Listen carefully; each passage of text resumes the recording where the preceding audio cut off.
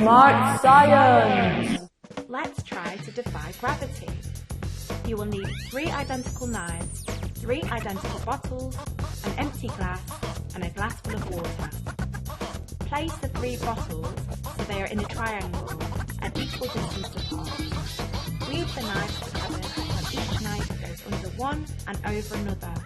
You should get an adult to do this. Now you are ready to balance the glass in the middle. Place it there carefully.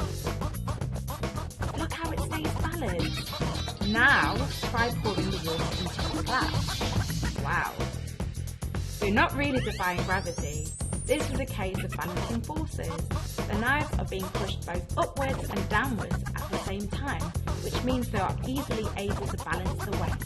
Pretty cool.